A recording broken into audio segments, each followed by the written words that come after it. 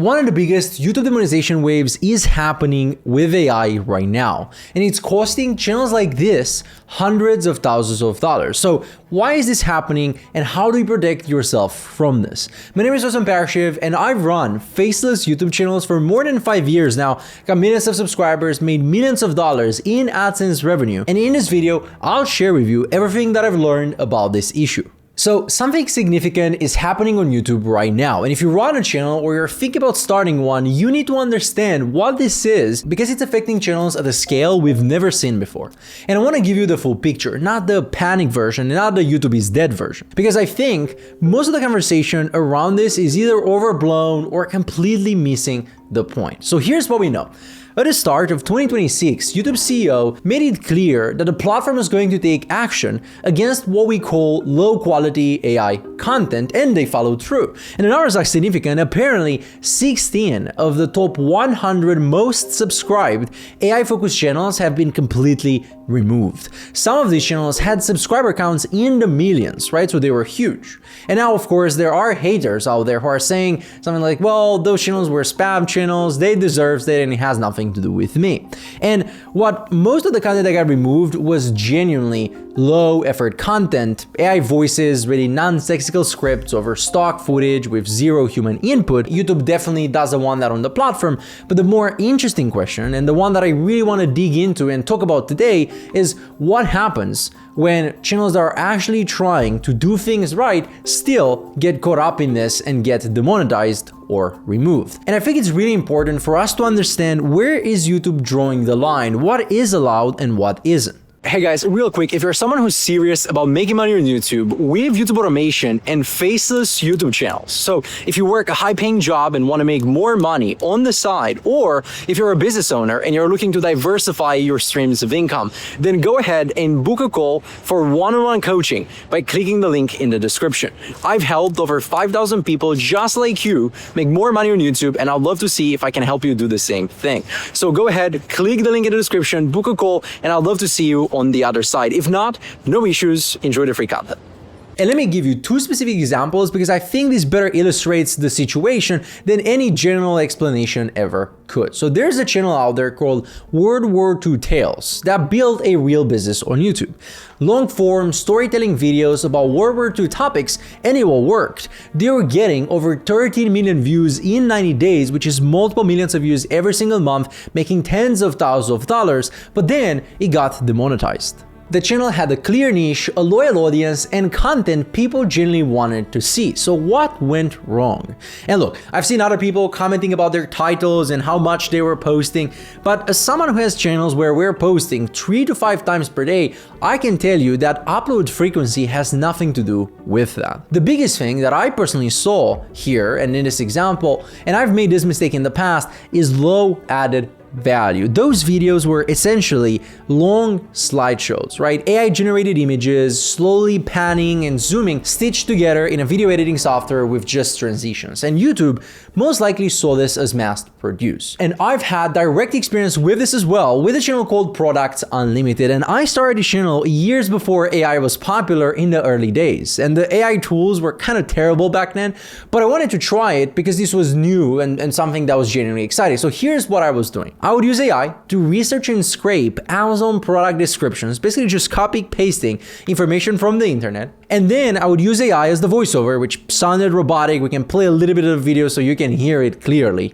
Before we start, I have a question for you guys. Which motherboard are you using? And then my video editor would put them together with B-roll and slideshow, downloading images and videos of products of the internet, putting everything together. And I think this is very similar to what World War II Tales was doing because the videos looked kind of similar, right? But on top of it, we also had a custom thumbnail that we would make with the Canva template, right? They all looked the same pretty much. And of course, for me, that didn't work. We got rejected from the YouTube Partner Program before we even started to make money. We appealed once, twice, but we never were allowed in the YouTube Partner Program because, you guessed it, mass-produced content without adding any tiny bit of significant added value, or at least that's what YouTube considered. And that's the key word here, guys, added value. So here's my golden rule of thumb for this. If everyone else on planet Earth can create the same exact content with just AI tools in a very short period of time, YouTube will probably flag that as not enough added value and therefore suspend monetization. And don't get me wrong, it's not really the usage of AI tools that triggers the demonetization. I'm using AI myself,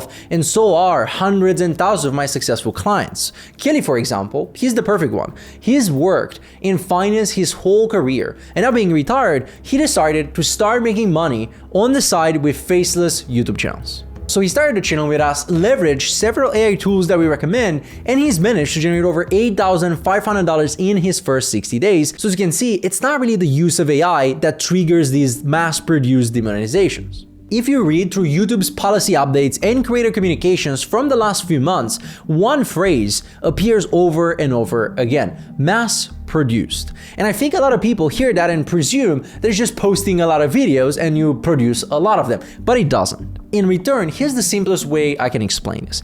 Imagine you could take your channel and swap it with 50 other channels in the same niche, and nobody would notice the difference in the type of videos. It's the same format, the same voice, the same pacing, the same structure, the same everything, right? Completely interchangeable. In my opinion, that's what YouTube means by mass produce, and that's what they're going after. It's not about volume, it's not about AI, it's about whether your channel has any identity, any value in it of itself, and whether there's a human being behind making the decisions about what to cover, how to cover it, what's the angle, and what makes the video different from the last one and the next one. And if the answer is no, there's no human, there's no added value, that's most likely a gray area. And I will put two channels on the screen side by side right now. One that is clearly mass produced, identical thumbnails, recycled formats, no variation, and one that has a clear identity and creative direction. So I want to let the visual contrast make the point. I hope you guys can see it. And now, the good news is that this is actually a very solvable problem. You just need to follow a simple process that's been used to thousands, tens of thousands of people successfully,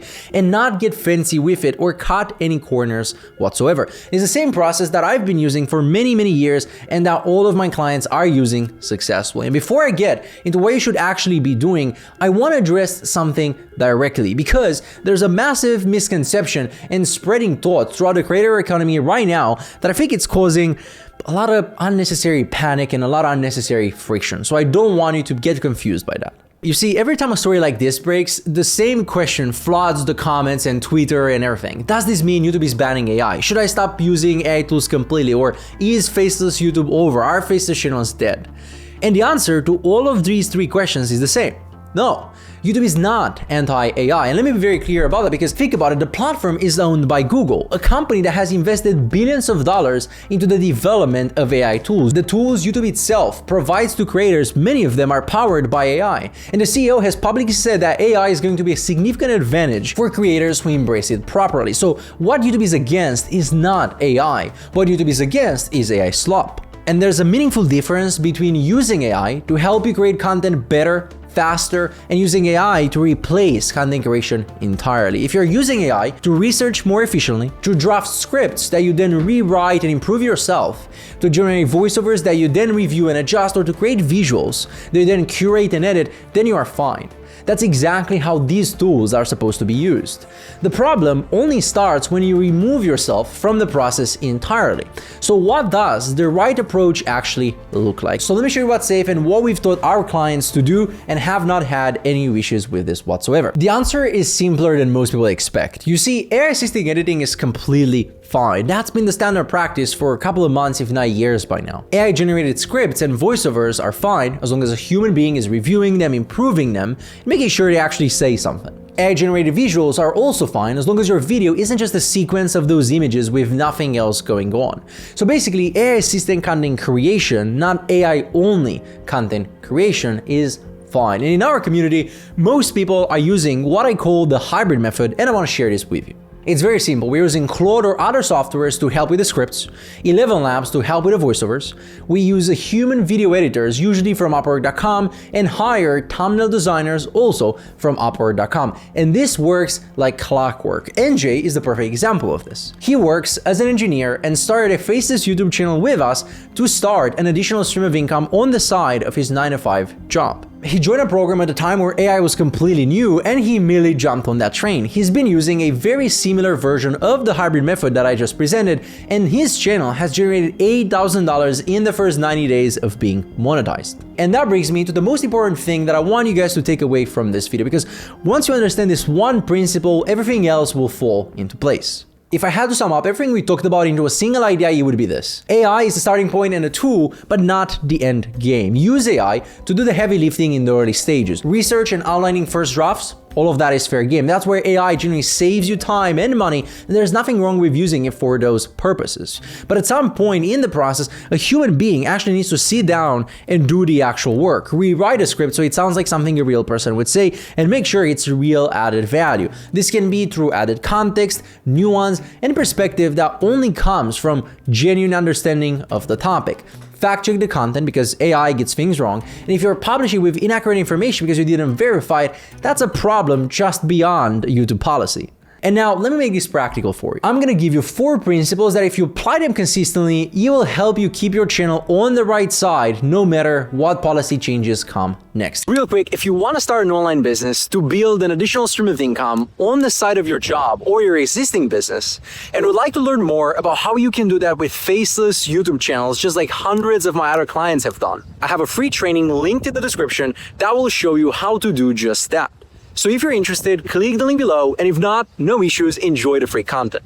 The first is to simply put in the work. Use AI to work smarter, not to avoid working altogether. If your video could have been made by anyone with a laptop, internet connection, and a free AI tool, it's not differentiated enough. Work harder. The second thing is to keep learning. YouTube's policies and enforcement priorities change constantly. What's acceptable today might not be acceptable in 6 months or 12 months from now. So don't assume that just because you read the policies once and you know something that worked last year, it will always stay like that. Stay up to date with what's happening. Number 3, think strategically about your income. Look, one channel is a good start, but if you run faceless YouTube channels like me and all of my clients, what's stopping you from starting a second channel and third and a fourth? This business model allows for diversification and not putting all of your eggs in one basket, so take advantage of it. And number 4 is to stay in the game. This is the one that most people underestimate. The channel owners who build lasting channels that generate them additional income for years and years are not always